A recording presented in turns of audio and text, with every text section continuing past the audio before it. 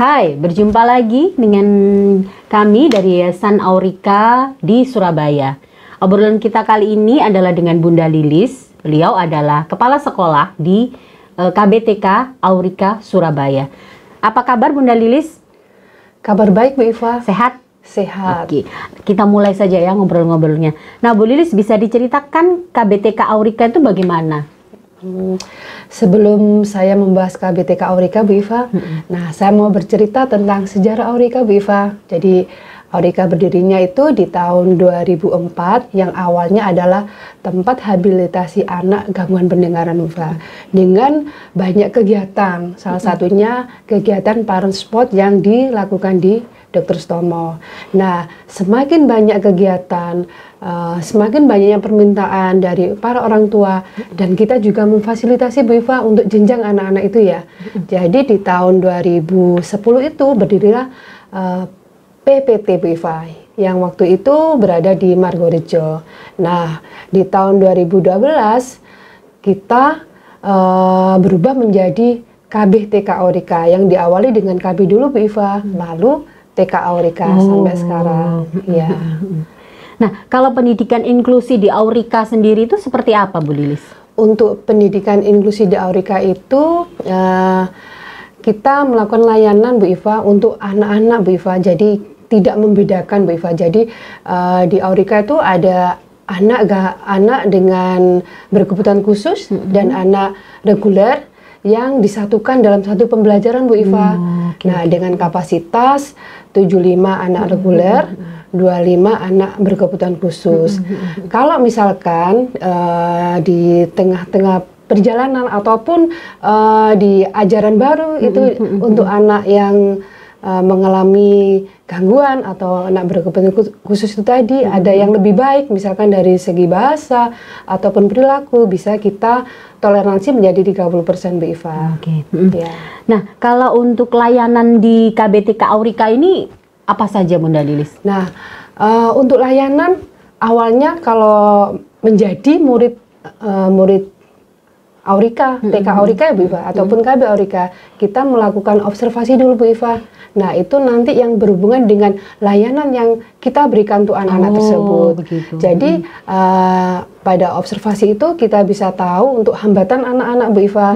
Jadi tidak hanya anak yang berkebutuhan khusus saja, akan tetapi anak-anak yang reguler, barangkali dia itu ada masalah misalkan di motorik halusnya ataupun lemah di saat dia menangkap pelajaran di kelas, seperti itu.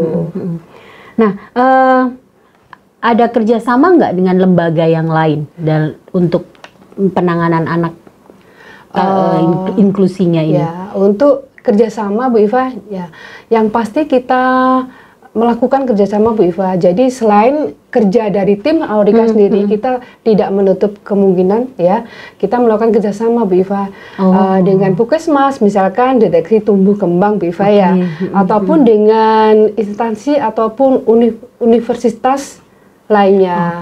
Ya. Oh, berarti ini ya Pak, istilahnya penanganannya juga bekerja sama dengan lembaga-lembaga yang lain ya. Ya, betul sekali. Kalau misalnya untuk penanganan anak yang terintegrasi itu seperti apa? Nah, ini kembali lagi pada saat observasi Bu Iva ya. Jadi kebetulan untuk model pembelajaran di Aurika sendiri itu kan ada 3 model pembelajaran. Jadi ada model pembelajaran inklusi. Ini yang penggabungan anak reguler sama anak berkebutuhan khusus. Ada kelas persiapan ya.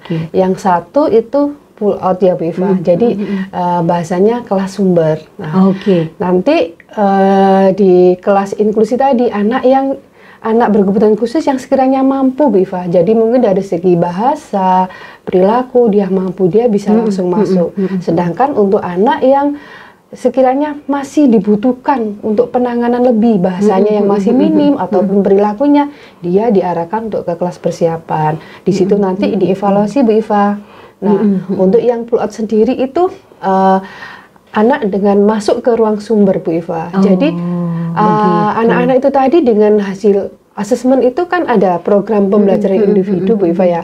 Ternyata ditemukanlah anak ini dengan hambatan ini dia bisa diarahkan misalkan dengan gangguan dengar, dia larinya ke habilitasi, gangguan pendengaran gitu ya. Anak yang gangguan ada sedikit masalah motorik, dia dilatih untuk latihan motorik begitu gitu juga ya. yang anak yang mode remedial, dia masuk di kelas remedial. Atau pengayaan itu tadi. Berarti benar-benar tertangani dengan baik ya, sesuai dengan kemampuan dan kondisi anak gitu ya. Betul sekali, Bu. Oke. Nah, pasti kan ada cerita-cerita gitu ya, cerita yang menyenangkan, cerita yang seru gitu. Bisa diceritakan nggak pengalamannya tentang di KBTK Aurika, murid-muridnya, terutama untuk murid-murid yang memang inklusi, atau mungkin murid-murid yang lain, Bu Lilis? Pastikan Bu Lilis juga punya nih murid pengalaman yang seru gitu. Ya pasti Bu Iva, hampir tiap hari sih saya melihat keseruan ya. Jadi katakanlah anak-anak yang spesial itu tadi kadang kita juga nggak paham, Bu Iva. Jadi saya sendiri ataupun teman-teman di sini juga menuntut untuk lebih paham untuk anak-anak itu tadi. Jadi itu tadi yang membuat istilahnya tiap hari itu kita selalu menemukan keseruan ya. Gitu. Wow, luar biasa sekali. Nah, kalau di catatan saya ini kan ada piloting gitu ya, Bu Lilis ya. Piloting itu seperti apa, Bu Lilis? Piloting itu bahasanya piloting itu percontohan, Bu Iva. Alhamdulillah Aurika menjadi sekolah percontohan yang salah satunya di Surabaya. Wow. Sip. Keren sekali. Oke, Bunda Lilis, obrolan kita ini menarik sekali gitu ya, tentang Sekolah Inklusi KBTK Aurika. Sebelum kita tutup, ada closing statement yang bisa disampaikan? Silahkan.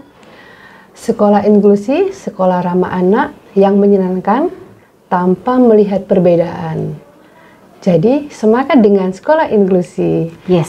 Oke. Terima kasih untuk untuk Bunda Lilis yang sudah bersedia untuk menjadi bintang tamu di obrolan kita hari ini. Sampai jumpa di obrolan kita yang lebih seru dengan tema yang lebih menarik. Terima kasih. Wassalamualaikum warahmatullahi wabarakatuh.